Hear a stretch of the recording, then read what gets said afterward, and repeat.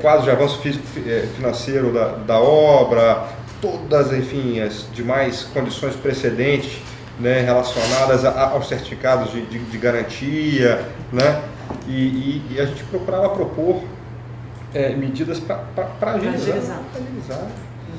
Né? Era tudo muito papel. Mas você entende que sem a interferência dessa pessoa dentro do BNDES, independente da proposição por parte da empresa de mecanismos que agilizassem, se não tivesse interferência do Melim lá dentro, os processos andariam dentro da burocracia normal. Seria tudo muito mais moroso. O grande problema é que nós chegamos a fazer um estudo, ou contribuímos com um estudo, fazer uma comparação entre o BNDES e os outros bancos de fomento no exterior, seus concorrentes. Né?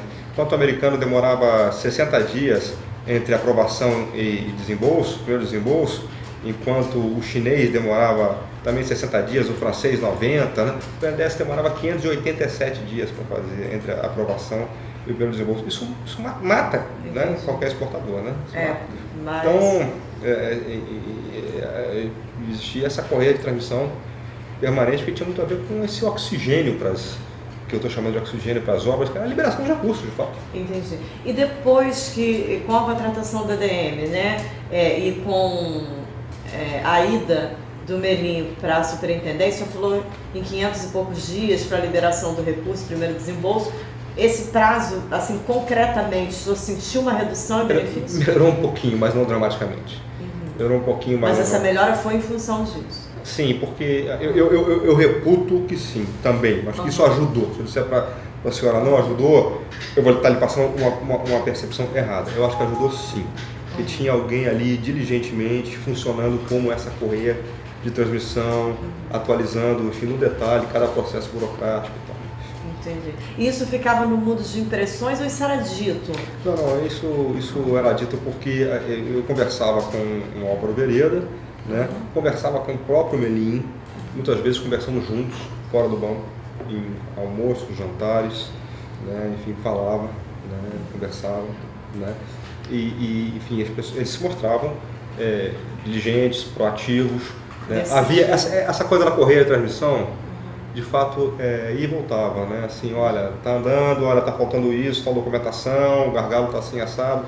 Por isso que eu faço essa imagem da correia de transmissão. Eles passavam também necessidade de documentos ou de diligência por parte da empresa para que oportunizasse... Ou do crédito, do importador, entendeu? Para que oportunizasse, né, esse melhor andamento, a liberação do recurso. Exato. É isso? É isso. Tá. Eles chegaram a relatar algum ato concreto que tivessem feito, assim, ou para adiantar na fila, vamos dizer, de tramitação lá dentro? Adiantar na fila é muito difícil, porque a grande verdade é que a corporação do BNDES, os técnicos, né, assim, são muito coesos. Então, adiantar, um benefício no sentido de adiantar, botar na frente de outro, eu diria que não. Mas agilizar, no sentido de não deixar... não deixar, enfim, que os processos ficassem esquecidos, não fossem analisados, que as pendências não fossem resolvidas, aí sim, diligência, aí tinha. Entendi. O senhor tem notícia de alguma fraude perpetrada nesse processo para viabilizar a concessão de financiamento? Não, e acho muito difícil. Entendi. Não só não ter conhecimento, queria fazer essa ressalva, com minha opinião pessoal, que é muito difícil, exatamente porque os controles, né, e a burocracia, elas são muito densas. Então, fraude eu acho difícil. Entendi. O Melim chegou a solicitar ao senhor alguma vantagem adicional, fora, né, essa indicação de contratação do DM? Não. Chegou a relatar também, assim, a participação de outros funcionários do BNDES? Não, né? Nem que teria intercedido junto a alguma pessoa, independente de entrega de propina, de vantagem? Não. Isso não, né? Não. O senhor relata aqui, então, que o chefe do senhor, voltando lá, só para a gente participar aqui como é que foi no tempo, que o chefe do senhor teria lhe solicitado, né, que teria lhe falado da existência desse contrato e lhe solicitado essa renovação. Essa renovação houve, aconteceu. Eu renovei durante... Foi o senhor que assinou? Assinei, se eu não me engano, eu trago aqui, eu assinei 3 aditivos, eu acho, 2011, 2012 e 2013. Tá, aqui consta relacionado como 6B, só que parece um documento grande, Vanessa. A doutora Vanessa vai abrir ele na tela, tá desligada a tela, tá? Só para ver se o senhor corrobora que os documentos relativos a essa renovação de contrato são os que constam ali como item 6B, né?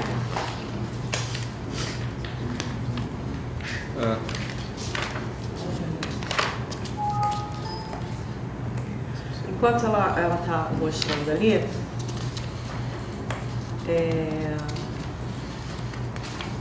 eu extraio aqui mais ou menos do anexo do senhor que então o elo, né, entre o Luiz Eduardo Melim e a Odebrecht seria essa pessoa do Álvaro, né? Sim.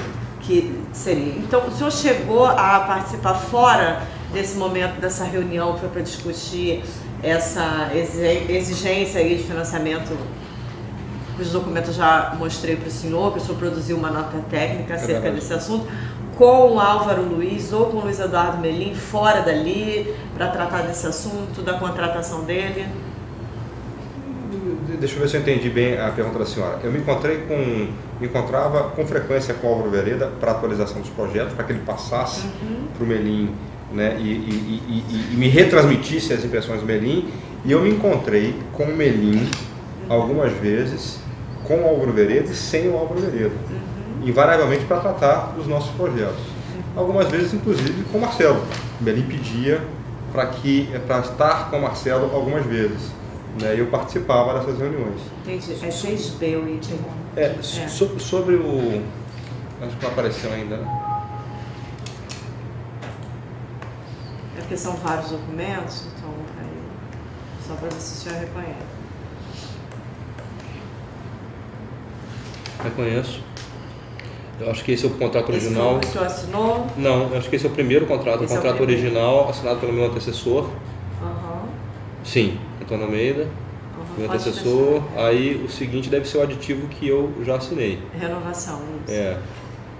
Sim, essa é a minha assinatura, 2011, e se eu não me engano, eu assinei 2012 e 2013 também. Também, né? Aditivos. Foi o contrato anual, né? Como é que era a remuneração desse contrato? Também, a exemplo do contrato da Glória, tudo absolutamente oficial, emissão de notas fiscais, depósito em conta bancária, ele tinha ordens de serviço, né? Se eu não me engano, as condições gerais eram R$50 mil mensais, sendo que 25 de exclusividade, 25 adiantamento sobre um percentual que variava entre 0,3% e 0,5% do valor dos financiamentos próprios. Também relacionados a esse item dos pagamentos, tem o item aqui 6C, que está ali também, Vanessa, tem que abrir na tela também, tá? Que tem a ver com esses pagamentos, né? Só para o senhor ver também, da mesma forma se ratifica, entrega e se reconhece os documentos. São notas fiscais, né? 6C, Isso. O senhor reconhece essas notas? Sim, DMs ou negócios internacionais, LTDA, reconheço sim. Isso. Seriam então essas notas que embasaram esses pagamentos aí decorrentes da contratação, né? Sim. Essas renovações, como o senhor falou, o senhor renovou em 2011, 2012, 2013, Sim. né? Isso perdurou, essa contratação até que ano? Se eu não estou enganado, 2013 foi a última renovação, porque em 2014 o Melim se afastou das funções de diretor da Internacional da BNDES. E a consultoria do Álvaro perdeu completamente o sentido. Entendi. E aí ficou mais reforçado ainda que essa contratação se dava exatamente por conta da influência do Luiz Eduardo Melim, né? Sim. Tá.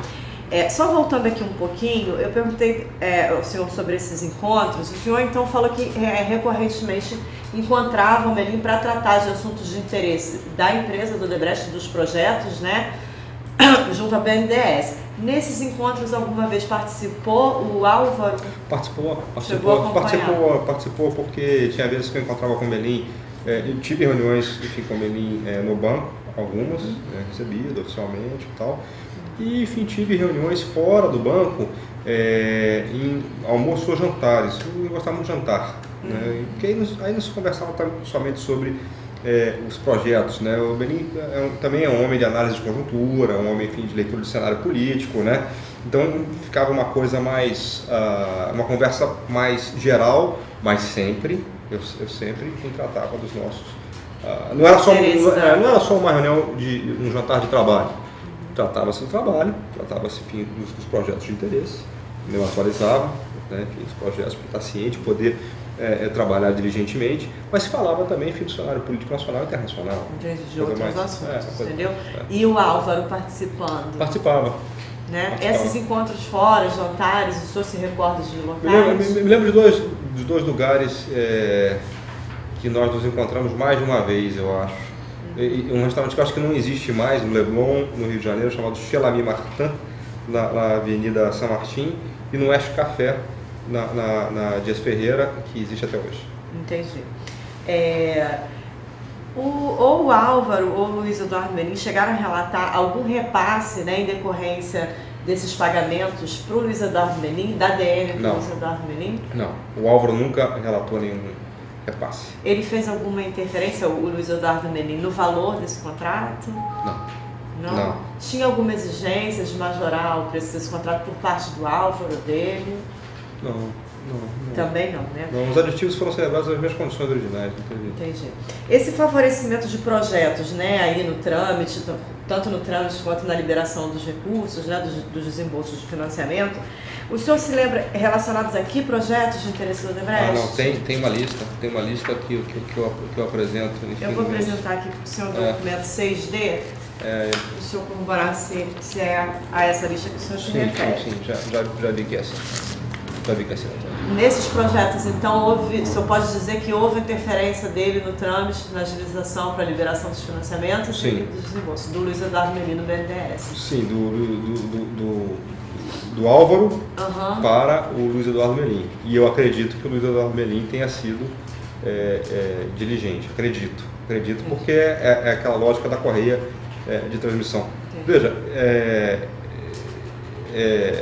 eu não quero fazer nenhum comentário aqui pejorativo, mas só para explicar, eu estou usando muito correia de transmissão, o Álvaro virou, o trabalho dele nesse momento era de um despachante sofisticado, né? Um mensageiro e um despachante, né, sofisticado, né? Com Melim, né? Entendi. O senhor pode relatar também, assim, agora relacionado aqui esse tema do trâmite, né, e da interferência dentro do trâmite do BNDES. Algum ato concreto que o senhor possa apontar como de agilização de procedimento? Olha,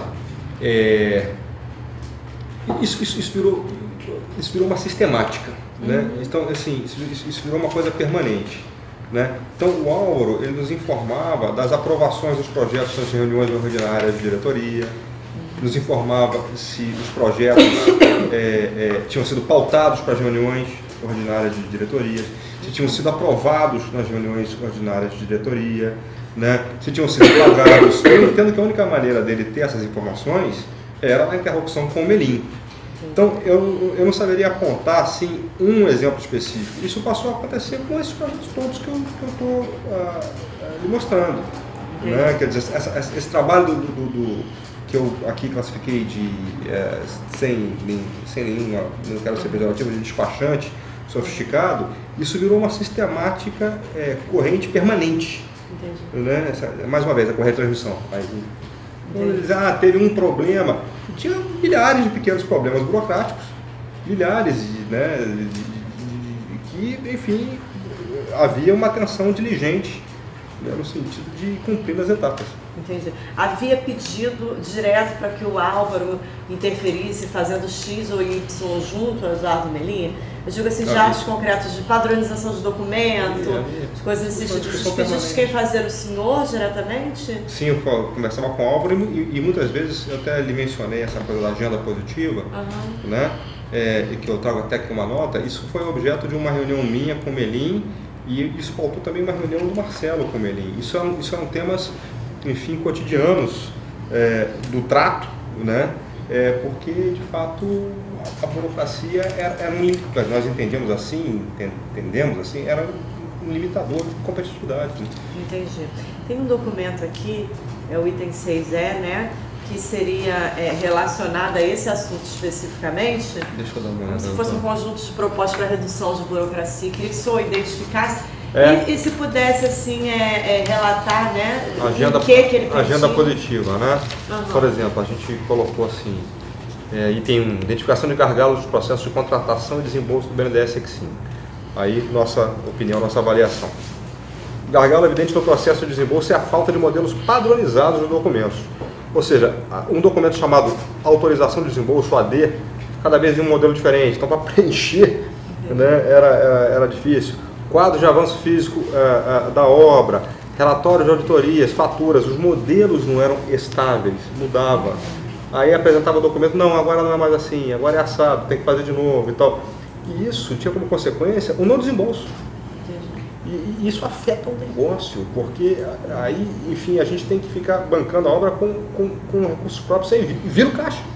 Entendi. Então, essa diligência por parte da empresa, por parte do Álvaro, chegou a esse ponto de uma indicação de condutas assim que pautasse os documentos que seriam apresentados para fins de desembolso e tudo, Sim. Ou seja, a própria empresa indicando para o BNDES o que deveriam ser as exigências, é isso? Na verdade, não tanto assim, né? Assim, era uma coisa propositiva. Propositiva, assim. Era catada?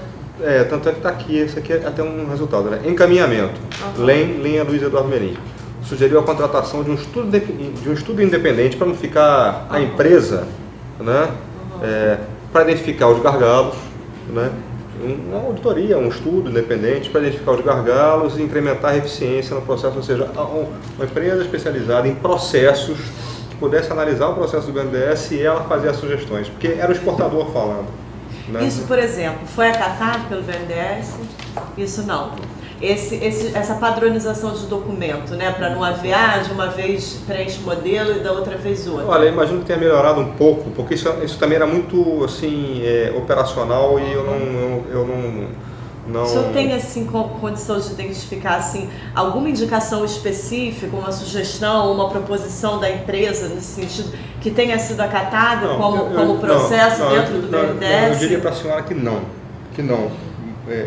acabou não sendo. Mas, mesmo assim, com todo esse esforço, como havia diligência,